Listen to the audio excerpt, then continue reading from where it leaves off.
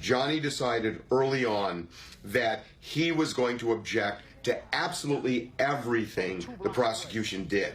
And even if the arguments became absurd, what he ended up doing was controlling the dialogue. So Marcia would end up having to defend what she wanted rather than prosecute what she wanted. And in a way, Marcia became the defense and Johnny became the prosecutor. Johnny was prosecuting the police. Marcia wasn't prosecuting O.J. Simpson. And the trial of the century is attracting new audiences now, 20 years plus later. I'm back with Yodit, Lonnie, Joseph, and Spirit. Now, Spirit, I want to show you this. Nicole Brown's therapist spoke out in 1994, revealing why Nicole thought O.J. was stalking her. Take a look. Nicole had told me that she saw him outside the house after they were separated many times, looking in the window, in the bushes, that he would show up at restaurants or bars where she had gone, and she had no idea how he knew she was going to be there, other than he must have followed her, that she could never, ever breathe or get away from him.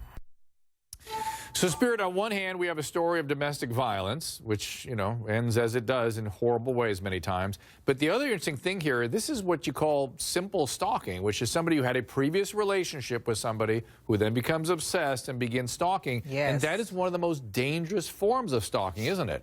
Or the most persistent. Absolutely. Absolutely, Dr. Drew, and no one did anything because of who he was. And it was a circus then. It is mortifying to me now. I haven't watched the show. I will not watch the show because to me, at the end of the day, O.J. benefited then, not from just being who he was as a celebrity, but also being in the right place at the right time. Because Black America and the rest of America who celebrated him being found not guilty, it wasn't about whether or not he actually did it. It was about a climate. It was about something that was happening in our culture where we wanted a sense of justice. And unfortunately, we used him getting off as a sense of finally someone that is a person of color has been able to get a fair shake and has been able to get off when it wasn't even close to really what happened in that situation. And those two people lost their lives, Dr. Drew. And here we are making a spectacle because we're so intrigued by all the mystery and the interesting madness around this case.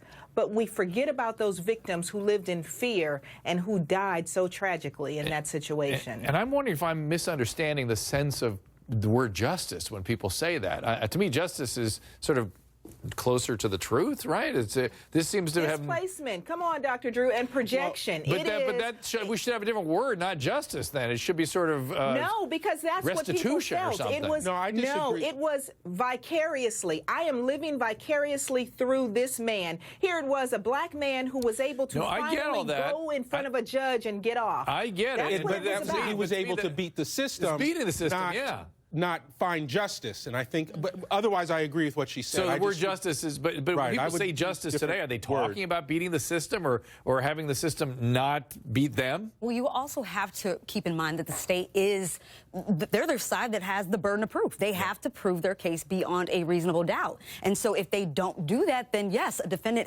has to be acquitted. That's the law. Now, right now, the LAPD is investigating a knife that was found on O.J. Simpson's former estate. Apparently, it was found by a construction worker in the late 90s.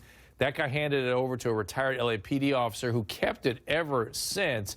And there's debate about whether, I heard some people telling me it was a Swiss Army knife. Other people say it's a 5-inch buck knife.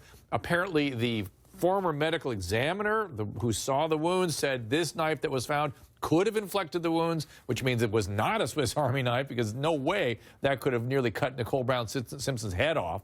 And ratings were up for People versus O.J. So is there something going on here, a conspiracy where magically this knife comes out around the time that the show's airing? I mean, you know, it's a lot of your giggling. You don't trust anything. It doesn't pass a smell test at all. The timing of it is kind of strange. I mean, I think that there's so much attention right now on this case and sort of reliving it. And I think that part of the reason people are intrigued by this movie is because it gives all the different points of view. I mean, people watched it, they watched it on their TV set every day, but they didn't know what was going on in the DA's office. They didn't know know what was going on with the defense team. And things are now, you feel like you're the fly on the wall and all of those different things. All right, next up, I've got a teenager who was kicked and slapped, and then someone recorded all of it. Now 2 police officers have been criminally charged. It's an unbelievable tape. There it is. We'll see more about this and talk about it after this.